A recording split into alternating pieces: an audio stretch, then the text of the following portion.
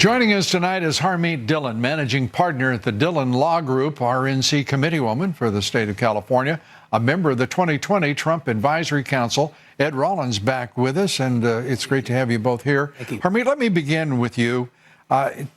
Your reaction to what is an obvious effort to undercut the president, to subvert his policies, and it's clear that the chamber is scared to death that he is going to succeed in securing that border and stopping illegal immigration with the assistance, the forced assistance, but the assistance of the Mexican government. Your thoughts? Well, it is disappointing, not surprising, Lou. I mean, from the point of view of tariffs, it seems to me like Mexico has been taxing the United States with tariffs for many years now, because all of those remittances that come from the workers who are taking American jobs and going back to Mexico is a tax on our economy. $30 to $40 billion a year. 30 Absolutely. to 40 billion.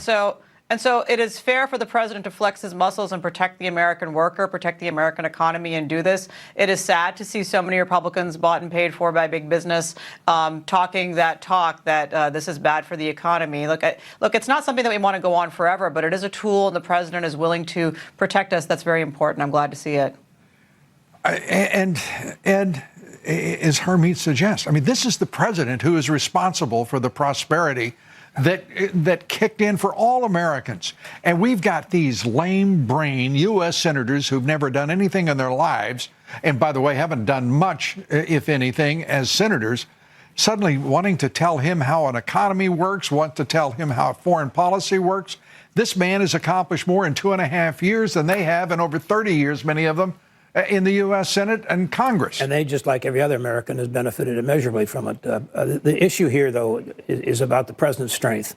The president has to be strong in this, and he will be. Mm-hmm. And the Republicans have to back him. If they don't back him, you and the rest of the RNC types have got to really put pressure on these people. This is a vital month that we're going through. The next 48 hours is critical. But the next month, the Democrats are going to be enhanced. They're going to try and do everything they can to continue to take this president down right now. Let me interject. You're seeing Joni Ernst, Roy Blunt, Mitch McConnell, and John Barrasso. That's the leadership team, and them behind them. I mean, look at the grins on their little faces. I have never seen such minuscule political figures on Capitol Hill in my career as are represented in those images you're looking at right now. Harmeet, your thoughts? Well, I agree, Lou. It's very disappointing, and I think that these senators seem to be acting more in their own self-interest in terms of getting reelected and their donors and what they're being paid to say by those donors than what the constituents who put them into office care about. And American workers care about this issue. American taxpayers care about this issue. And I'm glad to see that the president is standing firm. I hope he does that. And the other bad thing about this is seeing the party members attack the president when he's abroad, conveying the message of America first. They're cowards. It's very unfortunate. If those people can we put that picture up again? Could we please, of the leadership of the conference in the Senate?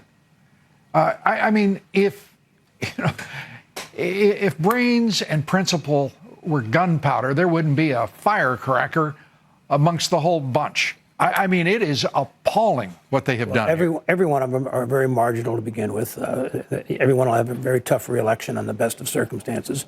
And this party and this country's strength of this country is up to this president. Right. And they basically got to support this. Certain times you got to bite the bullet and support the president, no matter what your personal views may be. And he happens to be right on the issue, and they should be right behind him.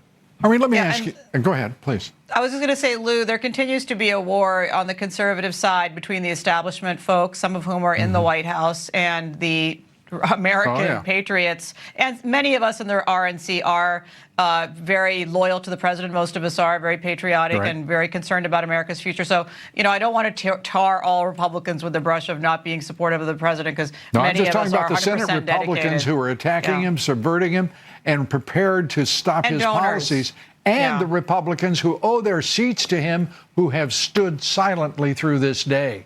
It is horrible. I just want to put up the numbers that we're looking at in 2020, if we may, in the Senate.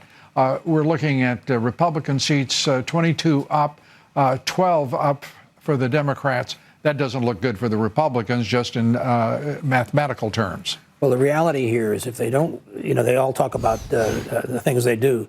The bottom line is they haven't done anything on the immigration front, and the Senate can start some things and do some things, and they haven't done that. The president has the guts to do it, and they should be behind him 100%. Well, healthcare is a mess too, so they do not have a lot to talk about what they've done so far, and it's time to get to work. Oh, absolutely, and to find some semblance of courage, and somehow understand that if they don't have sufficient integrity and intelligence, at the very least they should do is follow the leader of their party and the values and policies of the party. Harmeet, thanks as always. You're a great model for intellect and courage that the senators could take as a terrific example. We thank you for sharing your thoughts and your time with us tonight. Harmeet Thank you, Dhillon. Lou. Ed Rollins, as always, partner. Thank you. Great to have you here. A lot of fights ahead of us. Yeah, we get some fights, don't we? Thanks, Ed. On Wall